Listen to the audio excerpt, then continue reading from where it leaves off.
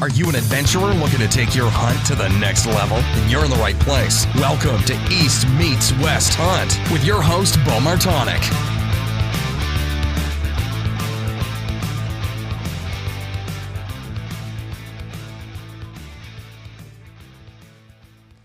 All right, we are live, and I have Aron Snyder on the phone here.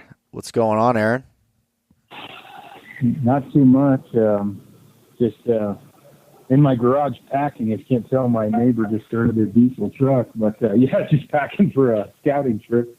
Thanks for having me on. Yeah, welcome to the East Meets West Hunt podcast. And what are you packing for?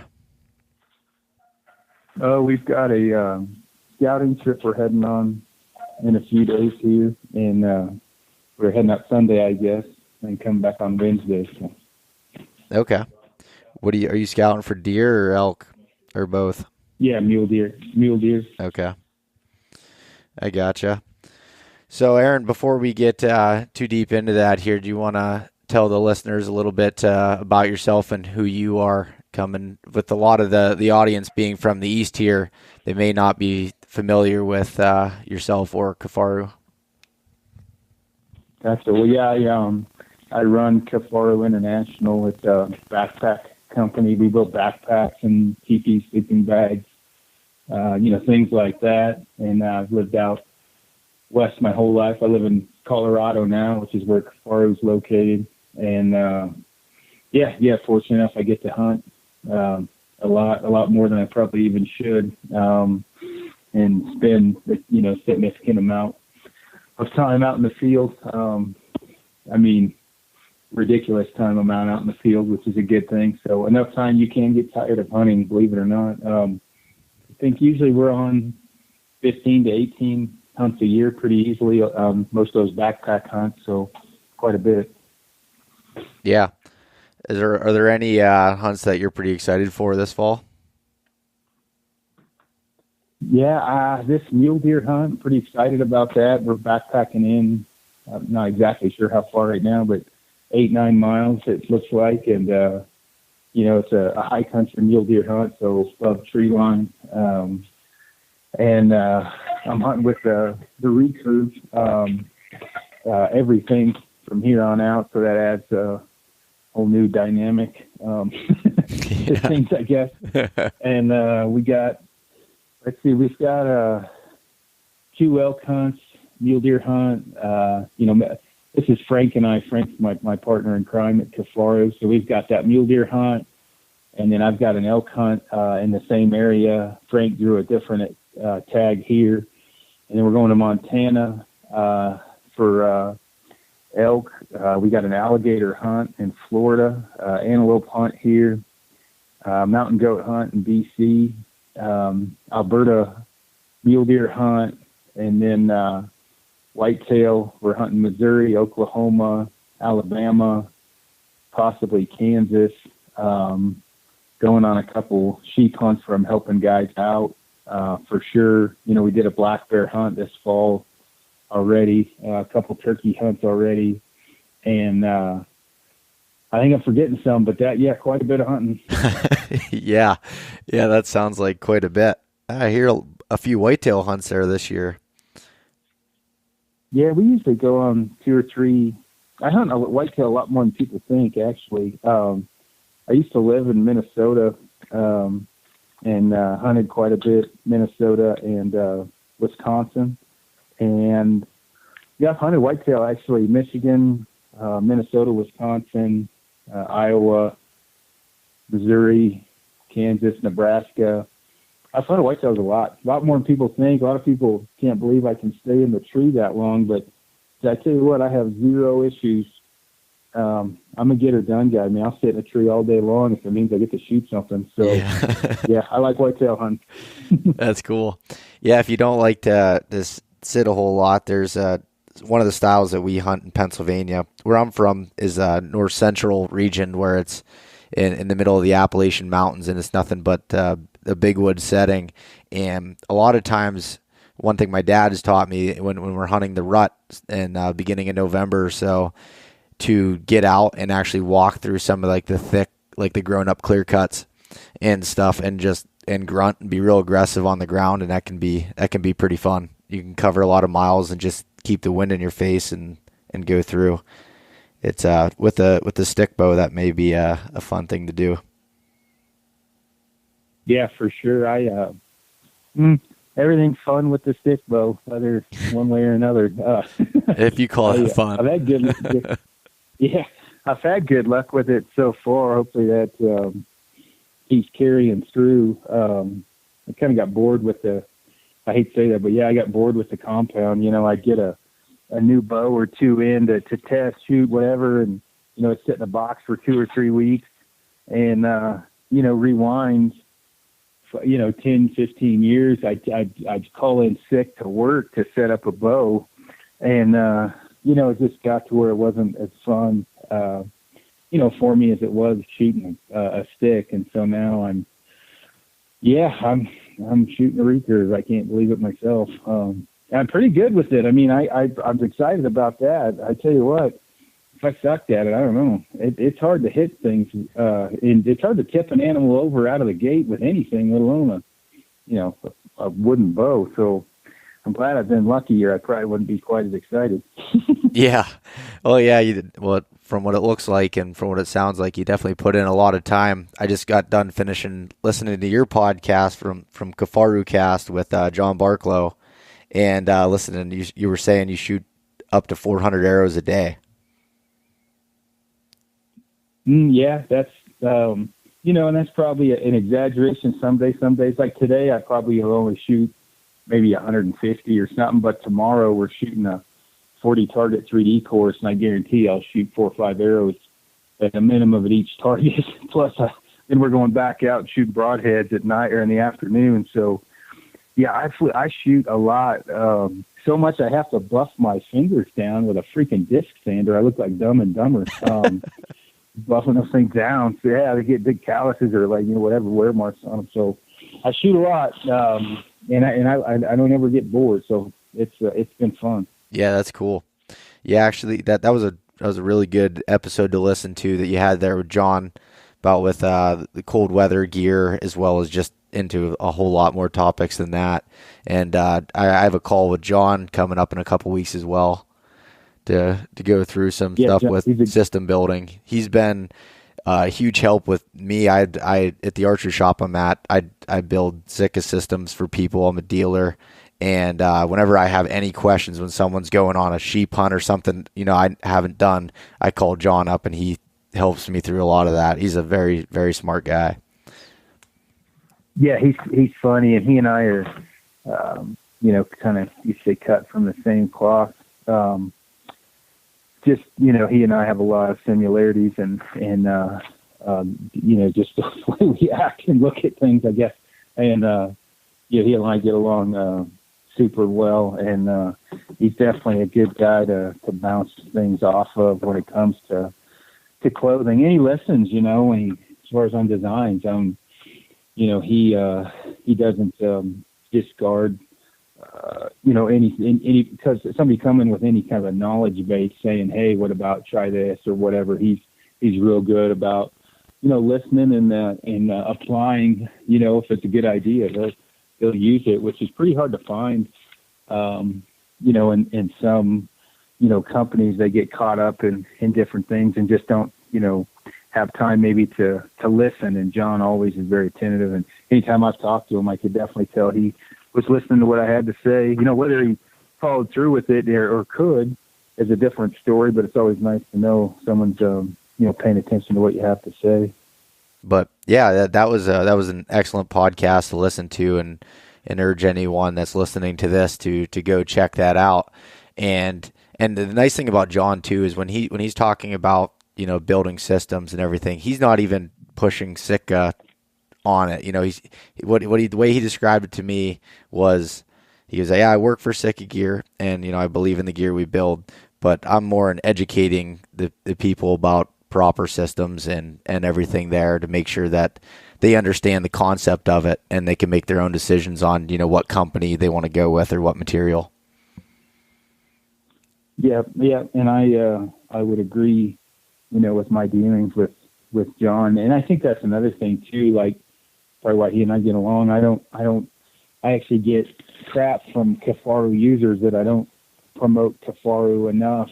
And, of course I want people to buy Kifaru, obviously, because I think it's, the best packs or whatever out there, or shelters. But, not everybody can afford it, or there might be something that, needs to sway them to something different, or a 4-season tent rather than a teepee. And I don't get too wrapped up in that. I just want people to be happy when they're out in the woods. Yeah. So I guess that leads into a pretty good segue on packs, and that's one of the big thing that I wanted to talk to you about. So to give you a little background, when I first planned my first trip to go out west, Colorado, and people told me packs are really important. You need to make sure you have a good fitting pack. But I fell into the trap of I'm buying everything in 1 year to try to do my first backpack hunt, and I decided to take the cheap route on the packs and buy a super ultralight pack that was on sale on a Memorial Day sale, and I really regretted that. So I bought this pack and used it quite a bit, and I was having some problems with it, and I thought it was just me not used to carrying that kind of weight around. And then when I went on the hunt, I ripped the bag in 3 different places, broke 2 buckles off, all in the first 3 days. And my cousin, who I talked into buying the same pack, he broke his hip belt buckle, the main one there, on day 1, which is a pretty big deal. And from that point forward, I came back, had the pack warranted, and sold it, and started doing a lot more research. And that's what led me into actually calling you and talking to you all about getting fitted for a pack, and ended up buying a Kifaru from that point. But do you want to dig into that a little bit, and the importance of a good pack for if you're going on a western or any sort of backcountry hunt where you're going to be carrying some weight? Yeah, oh yeah, for sure. I think one of the first things that I think people, and it's important, as or whatever, like I wasn't born into money. I wasn't born, which is important for people to hear, because I have been through it. I was in the military making no money, really. And thanks to all the veterans out there, because I know you get screwed. And then I went to construction, and I had a wife and a kid and a house and cars, and I just didn't have a lot of extra money. And so these purchases, as I was, going, as I was bridging my gear up, right? Like a pack, I ran what everybody else ran, which was what I could afford, whether it be, like a Camp Trails aluminum frame, which is where I started, which, was horribly uncomfortable. And then, I got a Badlands 4500. It's not a bad pack. I had an Everly stock, and I tested tons of packs out. And as I was doing all of this, I was, keeping track, because I was reviewing gear a lot. And what I had noticed was, there was some packs with lifetime warranties, which I had no doubt in my mind as I was using it, I would need to use frequently. So I was glad they had lifetime warranties, but I was having to use them all the time. And that I'd buy one pack and it would break, or it wouldn't be that comfortable, and I'd buy another one, and it was like the rotation, like musical chairs, right? I was going in circles, and I'd sit on one and I'd sit on another, and then pretty soon I'm like, man, I should just pony up here and buy the best. And, at that time I had, not to tell everybody my life story, but so you know where I'm coming from. At that time I knew of Kifaru, but they weren't as well known as they are now. And they were, 16-week lead time, things like that. And I had the choice between Kifaru and Mystery Ranch, and Mystery Ranch makes a great pack as well. And I dropped, I think, $1,400 on my first packs from Mystery Ranch, which, I mean, as a guy with a, mortgage car and a kid and a wife and everything else, it was a big chunk of money, right? I mean, it was a lot of cash. And I got the packs, and I actually didn't like one of them, and they helped me out, swapped it out. I got a different one, and I felt confident. Not promoting Mystery Ranch, but kind of. Obviously, they great American-made company. I think they go overseas now with their hunting packs, but I felt confident when I bought it that it would last forever, and it was a good pack. It was super comfortable, and I didn't have to worry about it breaking. And it wasn't until I finally got a hold of Patrick Smith, the owner of Kifaru, and this was after running a Mystery Ranch for quite a while. And I walked in and talked to him. We talked about reviewing the gear. He actually sold them to me at a discount. I bought those, and I went in on a 4 or 5 day scouting trip with that frame that we've obviously improved upon now, but that duplex frame system, and was just like, my God, where has this thing been all my life? It was truly one of those life-changing moments where I'm like, Jesus, what have I been doing to my body? Good Lord, and it was just super comfortable. And so I kind of was like, all right, this is a noticeable difference, and it's worth the money. And I was quantifying it in my brain. It's like, okay, I can go on 3 to 4 backpack hunts back to back to back and not destroy my body, for one. Like, I literally can pack out, obviously some people have questioned the loads we carry, but pack 100 pounds out for 4 miles, still be comfortable, rest a day, and then head back in on another hunt and be physically able to do that and not have my shoulders sore, my knees, my body, my back bleeding, all the different things you run into with packs that don't fit correctly. And so I was like, wow, a properly fitted pack. Okay, I'm drinking the Kool-Aid. I'm buying into this. And then, I started obviously, 6 months later helping out at Kifaru and, learning things I didn't know about packs and really starting to become an expert, I guess you could say, in packology, where I was learning the different parts, pieces, how a pack fits and how it can truly alter a hunt or change a hunt. And, people, if you get online, and any time I start talking too much, just tell me to shut up. But you get online and you start reading about what pack to buy, you're going to have the Kool-Aid drinkers of every pack company. And some of those are true believers, and they think that's the best. Some bought what they can afford or bought they're promoting the first one they ever bought, and that's understandable. But the things that you need to really look for, where especially you can tell if a pack fits a person or not, is, you've got these different things on the pack. One of them is load lifters.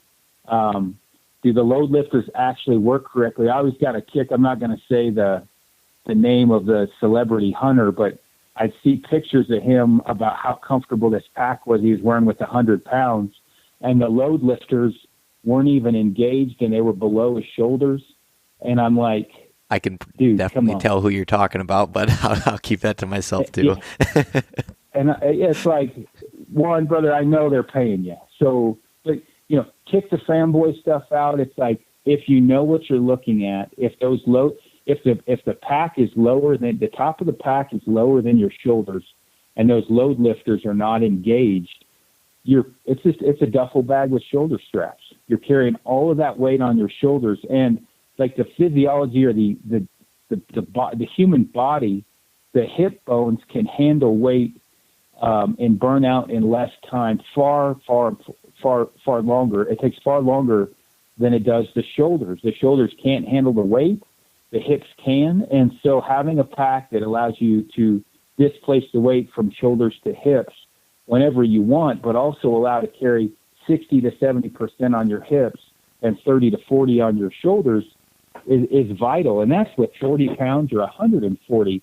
And so, there was other things, there's different types of there's a 1-piece belt, a 3-piece belt, all these different things that, I was learning and able, obviously now I'm the CEO and president and head designer, that I can tweak and twist to, perfect the fit on somebody. And so truly, you think about it, in my opinion, it's two key factors out of the gate are boots and your pack, because they are the pivotal points of comfort. Your feet have to be in good shape, and your pack, obviously, carrying all that weight, it's affecting the skeletal alignment. Your obviously muscle knots. You'll get muscle knots. You'll get problems with your vertebrae. All these different things, and people will buy a new bow every year and buy a crappy pack, but never think about buying a pack. And the one thing, I'm running at the mouth here, but the one thing is,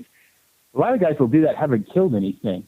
And if you haven't killed anything, you probably won't know the difference. And I don't know, we get calls every day that are like, I should have listened to you. I bought this pack. I killed an elk. It killed me. And they will spend any amount of money it takes to have comfort this next year. And I think the getting people to wrap their head around $1,000 or $750 to $1,000 for a pack is difficult, and it was for me too. But what's a bow cost now? Average bow, $1,100. Yeah, just bare bow. Just the bow. Okay, so you got $1,100. Let's say $1,000 in the bow.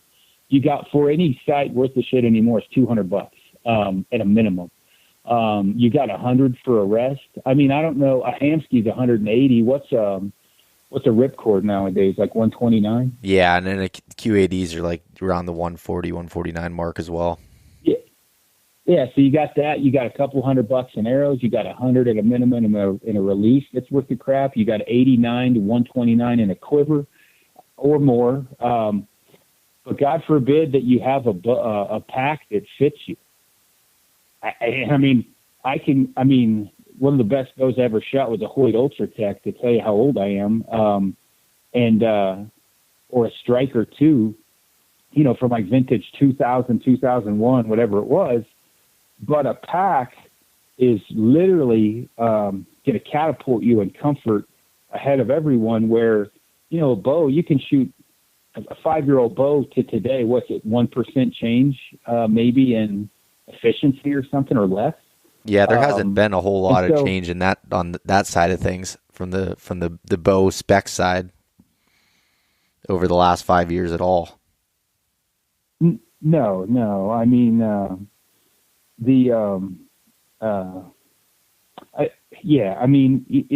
and I'm just trying to put it, kind of pound the hammer into the head here a little bit for people listening in, is if you're going on a backpack hunt, you need a comfortable pack. Do not cheap out on the pack. Not its comfort, its durability. And I mean, obviously too, when you buy into Kifaru, which, you kind of go into the family. Like, I answer the phone. Well, we about had to do this podcast on the side of a mountain because I'm an idiot and forgot we were doing it. But, I answer customer service calls on the side of a mountain. We take very good care of customers, whether it be warranty, swapping them out. And when you call, you're talking to a person. A lot of times you're talking to me.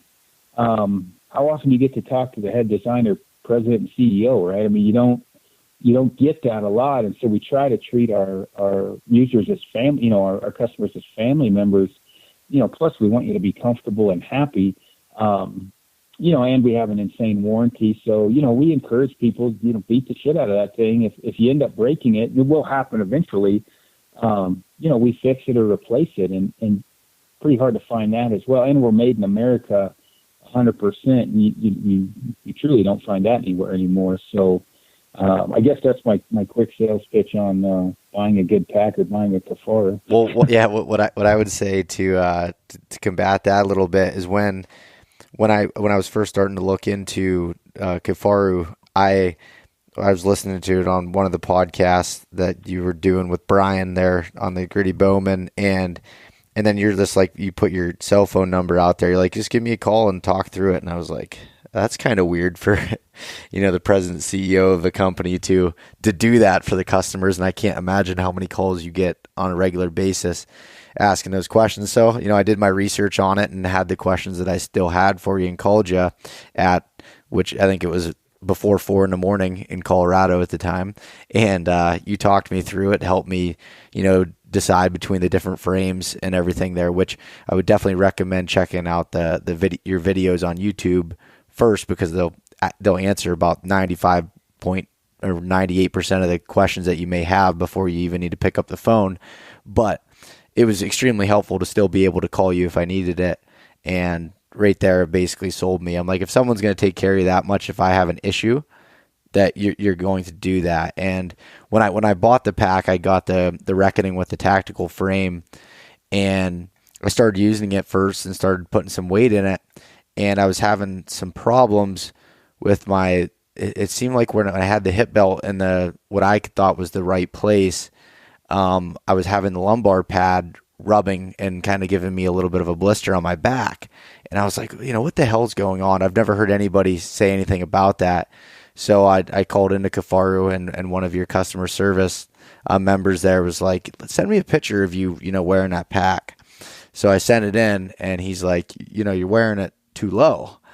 And I said, well, if I put it up a little bit higher, then, my lower back gets sore. He's like, well, you just need to get in shape for it. And I was like, all right, well, and once I figured that out and, went through and made sure the pack fit me correctly, it changed, drastically to be able to do that. And like I said, I came from an ultralight pack that I bought into the marketing and the constant sales and everything else there, that it was not comfortable whatsoever. Now that I know what I know with load lifters, angles, and everything else, and it just wasn't the right pack even fit for me, even taking the construction of it aside. So that was a big deal for me personally to be able to do that and have it fit. And actually recently my brother went through a similar scenario. He's on his third pack now of trying out different brands, and he just ended up getting one of the new ultralight frames with a Reckoning bag on it. And he's like, I can't believe the difference of this. And the other packs he had were not bad packs whatsoever. It's just he said for him and the way it fit was excellent. And him and I both were able to compress it far enough down to use as a carry-on on the plane, and flew to Alaska with it, and then packed up all our gear from our checked bags in it, and went out for an overnight trip. So that was pretty cool. Yeah, no, I try to not to ever come off too sales pitchy, because I get tired of that shit. But part of the problem that you get when you're getting info on the internet is you've got a lot of different. Well, I'll just say the big penis thing, right? Everybody, flipping it out on the table. Whose is bigger? And packs seem to be the worst. So I look at some of these Facebook threads I get tagged in, and the worst thing you can do is say, hey, I'm going on elk hunt. What pack should I get? Guaranteed, as sure as the fucking sun will rise, 90% of the people commenting have a vested interest on commenting. There is. They get 6% off on a field staff. Yeah, they got some kind of pro staff or whatever, and it's not like, I give tons of guys packs too. You take care of me, I'm going to take care of you.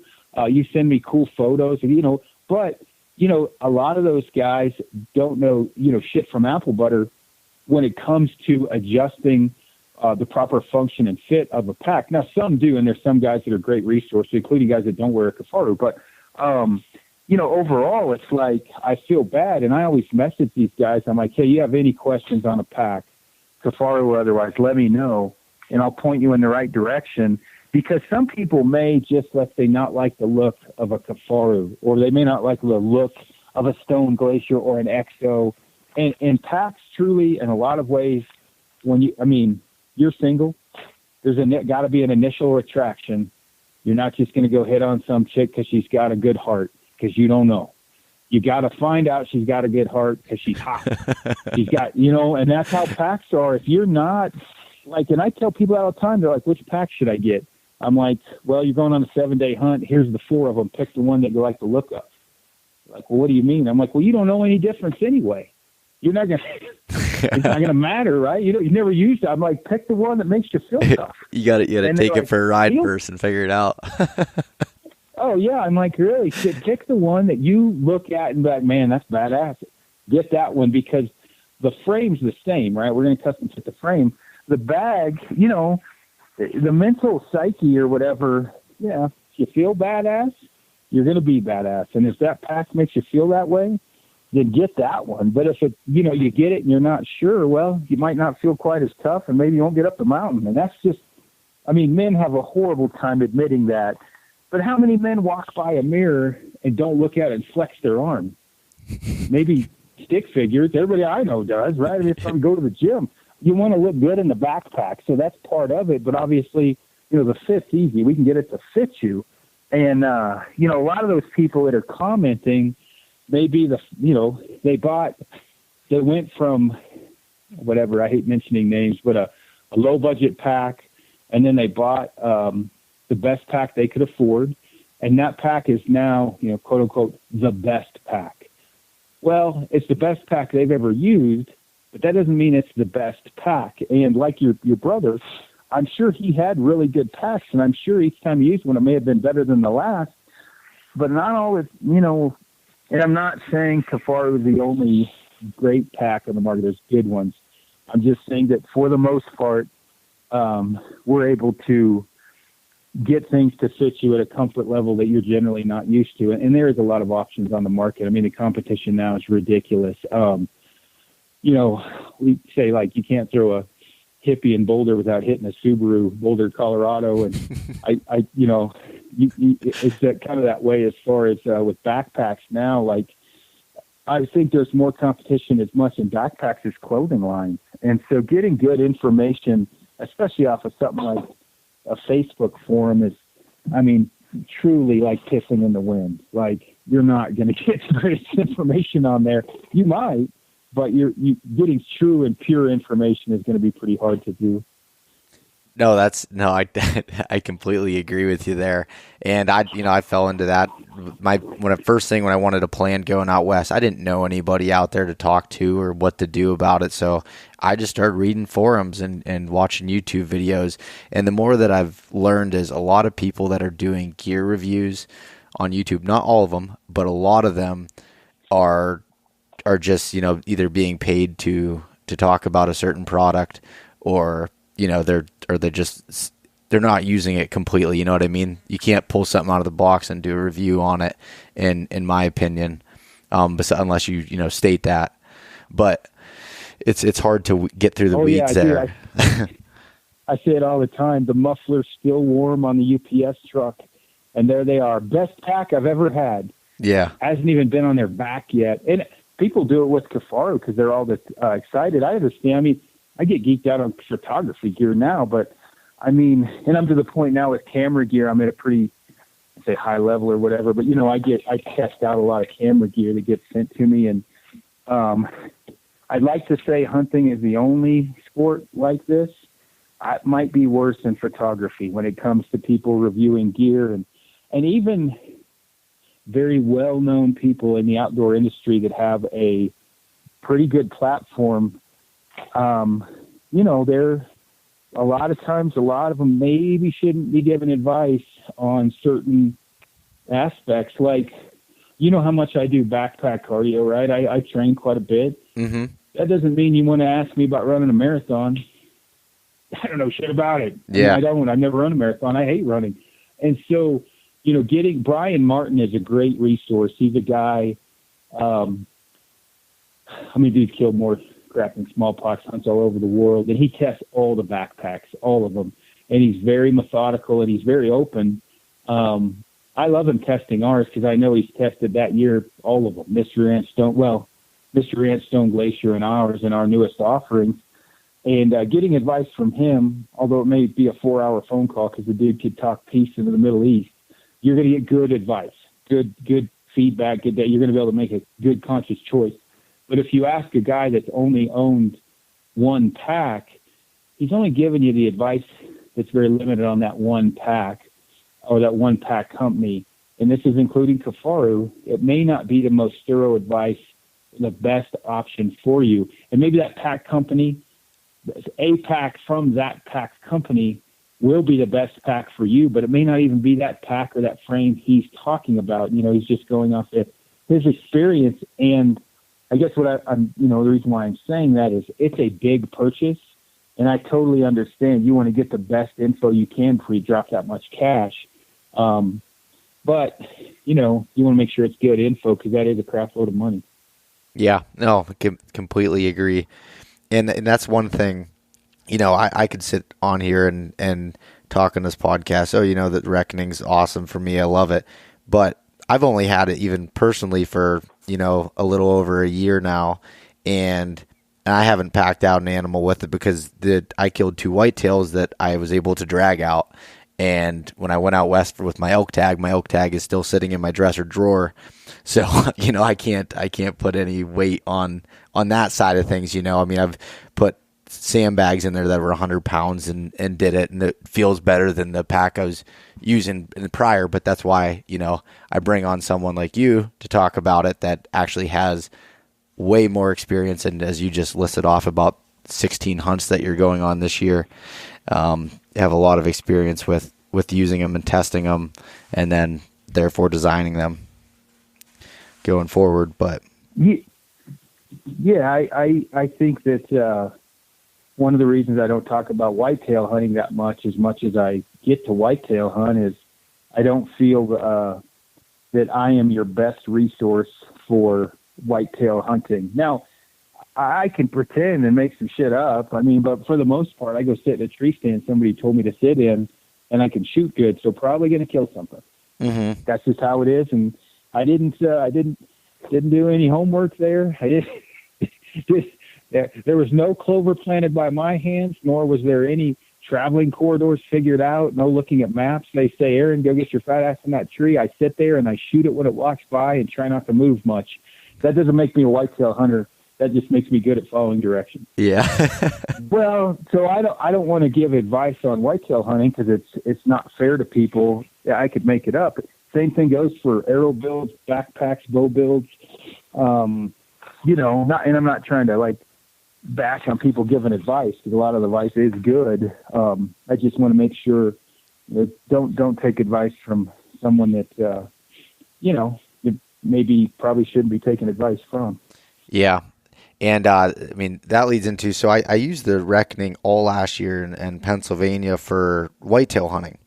And a lot of the people that are, an audience of this podcast, and people that, I guess, like-minded people that talk together through the whole Appalachian region, from, I don't know if you've ever hunted any of it, but through West Virginia, Southern Ohio, Pennsylvania, New York, you get into some, what we considered mountains, and in the Appalachian range, and there's no food plots, there's no anything but just big woods hunting.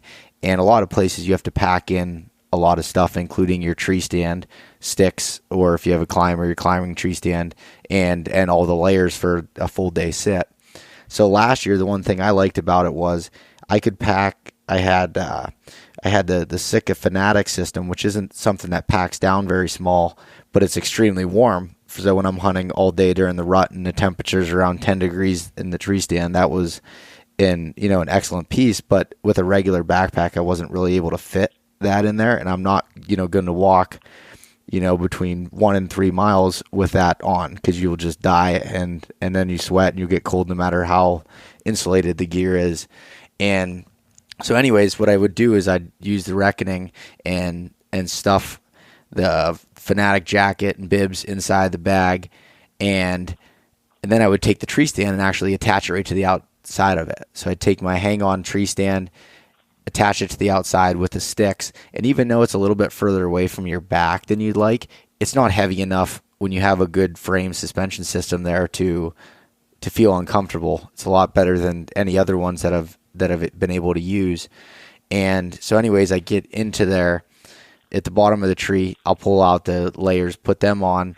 As I start climbing up the sticks, all I grab is the guide lid off the top of the pack, and I take that up there with me and take the straps that deploy out and wrap them around the tree. And then you kind of have a little mobile sack up there, I guess, with your necessities in it, and you're able to haul everything in there. So, and if it came down to it where I had to quarter a deer or anything, you still have, the capabilities of using that load shelf and be able to haul the gear as well. So that was the first time last year that I've used that, and I hunted about 20 to 25 days, I'd say, maybe even more, using that system. And depending on the weather and everything would be how I would set up the pack. But it was interesting to be able to do that and be mobile, which is a big plus when you're hunting that area, especially during the rut. You have to be able to be mobile with your tree stand there and comfortable as that. I've tried, throwing the straps of a climber over your back and then slap a backpack over that, and it just digs into your shoulders the whole time you're carrying it, and it's a miserable thing, and you're a lot less likely to want to pick up and move even when the action isn't there. But anyway, so that's just a different way of doing it. And I'm even trying out some different packs this year because that's more my game, where I go out west for 10 to 14 days a year, but I can whitetail hunt for well over a month, and this year I'll be hunting for about 2 months. And so I'm going to test out a whole bunch of different stuff and see what works for me there. And and that's definitely, the more you test, right, the more you refine your kit, right? I mean, that's, yep. I encourage people to tweak, and some people just aren't I don't even want to call it tweakers. They're not into, Kendall Card, right? He owns Black Ovis. He is like an extremely smart man and literally does not, he was telling me he needed a class in backpacks. I'm like, what do you mean? He's like, well, Kifaru is too confusing. I'm like, are you shitting me? Are you seriously? And he just does it. It's probably like me working on a car, and I don't understand it. I mean, it doesn't make sense. So, some people are really good at, tweaking stuff, and other people are just not. That's not their bag. But when you can really start to tweak things, you really are, you're going from, swinging a hammer to cutting with a scalpel when it comes to your kit or whatever. Your efficiency is just so much better, in my opinion. Yeah, it does make you, more efficient and more comfortable. I mean, and you think, that's kind of where that Whitetail pack came from that we just came out with, was me in a tree stand. Me and Brian Broderick, he owns Lost Arrow Films, and us in Alabama, and that was the first time I had done the true Southern bad boy buggy. I mean, no shit, we were in a bad boy buggy, like roll up, like, whatever, the Crush, and hop out. And I was like, we were just, when I hunted in like Wisconsin or Minnesota, I didn't really grasp the concept of truly, just because the way I hunted and where, of shifting, truly, shifting tree stands day by day from the wind, and having these different, knowing where the deer are bedded exactly, looking at a map, saying, okay, let's go in here. We're going to have to pull this stand here. And then knowing you're not going to blow these different deer out because of where they're bedding, yanking a stand out and moving it. And, it started to suck packing these tree stands, even 400 yards back and forth, like a monkeying around trying to get it to, strap to, I won't mention the company, but a specific company's kind of tree stand pack. And anyway, I was just like, man, this is for the birds, and I'm in a position to, design whatever I want. And that's kind of where that initially started a couple of years ago with that tree stand pack, was just sharpening one of the tools in the shed, so to speak, to, get more efficient, more dialed in with that. And that's called the Eastern Ruck, right? Yep, that's the Eastern Ruck. Okay. And the one thing that I noticed, I haven't got to see one in person yet, but just from watching your videos online and everything, what I thought was neat was that you're able to run it with its own, suspension system, or I guess harness that's on there, but you can also attach it to, any of the frame systems that Kifaru offers, so that, and And the question I was going to ask you that actually your video answered was, would you be able to, say, pack out a first load of meat that was, up to 50 pounds, say a whitetail quarter, and your gear back to the truck till you grabbed your frame and attached it and go back in? And that's kind of what you said that was designed to do, correct?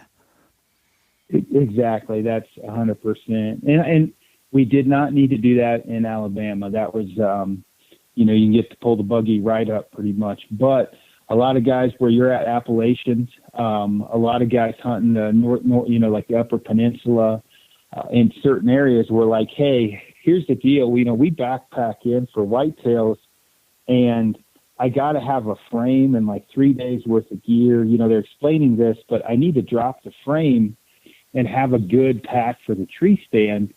And so we actually beefed the size of the Eastern Ruck up a little bit from the initial design for that reason. And so you could, if you backpacked in and you're camping, whatever the distance away from where you put your tree stand, you would have enough gear for a very long, very cold day without the frame. But also, if you, you could detach the frame from the bag if needed. And a lot of guys said, we'll stash it at the bottom of the tree, or we'll stash it, close by, close proximity where the wind won't matter as much. And so we wanted to make sure, obviously, that actual bag, whether it was attached to a frame or not, had all the options that people asked for. The quiver option, where the water bottle or, the quiver can go, strapping it to a tree, strapping it around the tree and being able to get into it from the left or the right side, and pulling out camera gear. That was a big one. I'm trying to pull out, a Nikon D850 or a giant video camera, in and out of that bag, specifically a photo camera, because I'm a photo guy, out of different packs, even our own. And I used an Ontero for a while, which worked fine. But this one is truly a game changer, because no matter what side I'm on, I've got this big entry from the side of reaching into and grabbing a camera. So yeah, I mean, we screwed with it a while to get it what we think is right. And well, we sold a ton of them. We hadn't anybody complain yet. So we're thinking we got it right. Yeah. And it's funny because when I, for a whitetail hunter, I carry way more shit than I'd probably need. And, last year when I was running the reckoning with the tactical frame there, I was, I climb up in a lot in like hemlock and pine trees, and I just use the branches to climb up, and I have a platform that I set up in there so you're hidden real well. Well, I couldn't fit up in between there with the pack on. So I was like, I'll pull it up with a bow rope. Well, I figured out it was a little too heavy to do that.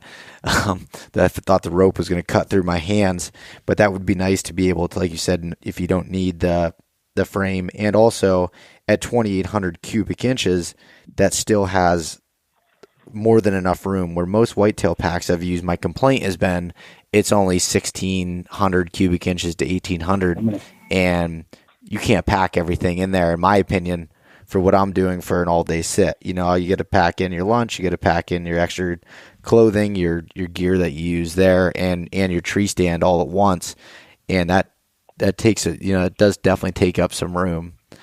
If that's for hunting. Like me, right? Trying to get my food to fit in there is a crisis level situation.